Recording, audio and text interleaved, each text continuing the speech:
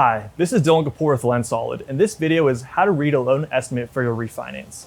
The loan estimate is the first document you get back from your loan officer with all the high-level information about your loan. It will have the term, the rate, the amount, and also all the costs that go into the loan.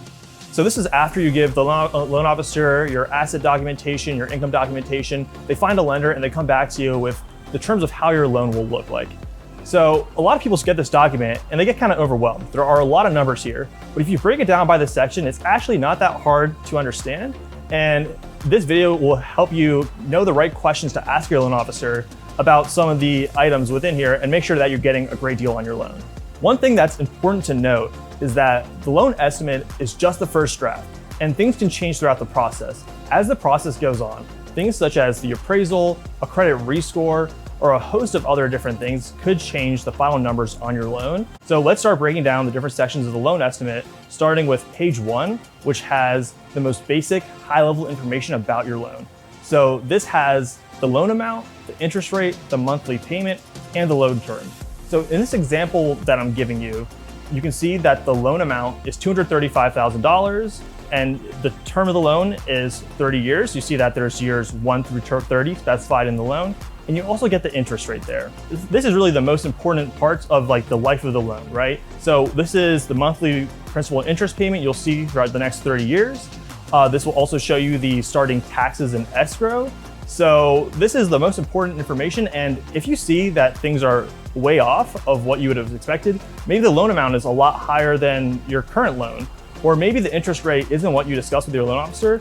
These are some great points to bring up to make sure that you guys are on track to hit the milestones that you already agreed upon. So now let's move on to the real meat of the loan estimate, which is on page 2. This is where the breakdown of all the different categories of costs are.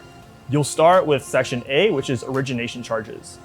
So the most common fee you'll see here is a charge from the lender for underwriting. This will typically be around $1,000 and usually can't be negotiated down.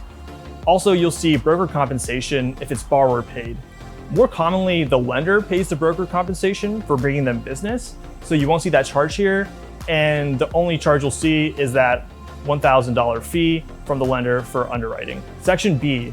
Now, these are services you can't shop for. Because you can't look around for them and negotiate the prices for any of them, it might be worth skipping over, but it's good to kind of go through and just understand what you're paying for here. So some of the fees you'll see here are the appraisal fee, credit report fee, and other fees like floodage certification and a whole host of other things. These are negotiable and they are not for good reason, right? So if you need an appraisal, you can't negotiate the price from an appraisal company. So for your appraisal, they'll send it out to a third party and they'll make sure that it's neutral and unbiased. So that's something you can't shop around for.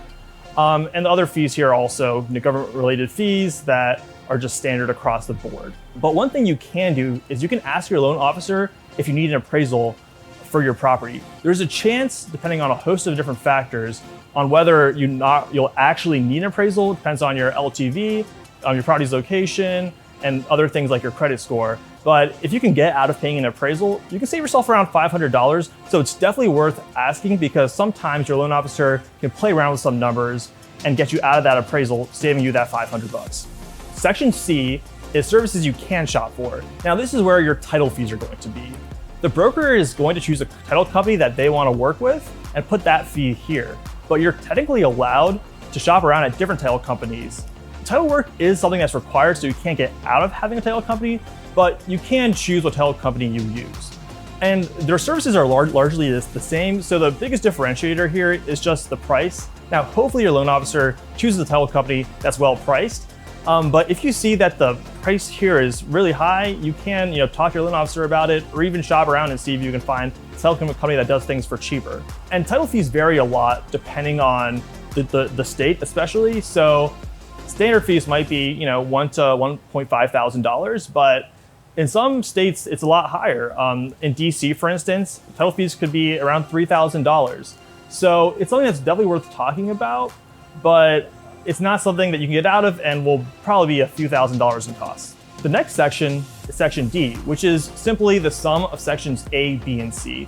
Now, this is divided out this way because this is how they kind of differentiate the cost of the refinance or the loan as opposed to the taxes and escrow related costs.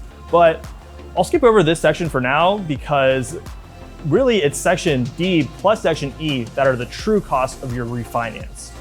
So section E is taxes and other government fees. Now, these are taxes that the state will charge to record the transfer of your loan to the new lender. Sometimes the numbers in this section can be inflated as a precaution. So talk to your loan officer about whether or not the figure is accurate, because the loan officer should be able to have a pretty close estimate of what the final cost in this section will be. I like adding section E and D together to find the true cost of the refinance, because these are the costs that will go into your refinance that are just pure costs. So that is just the pure expense of refinancing your loan, whereas everything else in the document from here on aren't true costs and shouldn't really be taken into account while they're deciding if this refinance is a good financial decision or not. Section F, these are prepaids. So sections F and G have to do with escrows and are fees that you'll pay regardless whether or not you do your refinance. So it's likely that the lender will be safe and overcollect on your escrows, in which case you'll get an escrow refund in the mail. So you might see that there's a lot of cash moving out. You're paying a lot in taxes and escrows, but their escrow account from your old lender will get refunded to you in around 30 days. So I think for sections F and G, some people see really high numbers on there and they get concerned, but if you're able to come up with the cash to close for refinancing, really don't worry about it if these numbers are high, because at the end of the day, these escrow fees are fees that you're gonna be paying regardless, whether or not you go with a new loan or you keep your old loan. So one fee that you'll see in section F is prepaid interest. So this is the interest you'll pay to your old lender for all the days of interest until your new loan gets funded. So that's also a fee that you'll be paying regardless. Section H, this is other. You'll probably not see anything here, but if you do, sometimes lenders put letter credits in here or some other various credits or fees. So talk to your loan officer to see anything in this section, because this will really be specific to your situation. Now, section I, this is the sum of E, F, G, and H. So these are mainly escrow fees and taxes as well. So they like the section to tally up these to kind of give you a nice view of origination charges as well as taxes and escrow related charges. There you have it. You get to section J, which are total closing costs. So this adds up all the numbers in the previous sections, and then also make sure that it has an adjustment for lender credit or points. I'll have another video about what are lender credits and points, but what it comes down to is that depending on whether you take a higher interest rate or lower interest rate, you can either pay money to the lender to get a lower interest rate, or the lender will credit you to take a higher interest rate. And those lender credits, if you do get them, will go towards the cost of the refinance for your loan. So the final section is the tally up of everything you saw in the previous sections, which is the calculating cash to close. Now this will take the loan amount, it will take the fees for refinancing, it will take your points or lender credits, and it will come up with one, the new loan amount, and then two, the amount of money that you'll bring to the table or the amount of money that you'll get refunded by the lender for your refinance. So this is important to know, because you'll really need to know if you're going to be having to bring money to the table.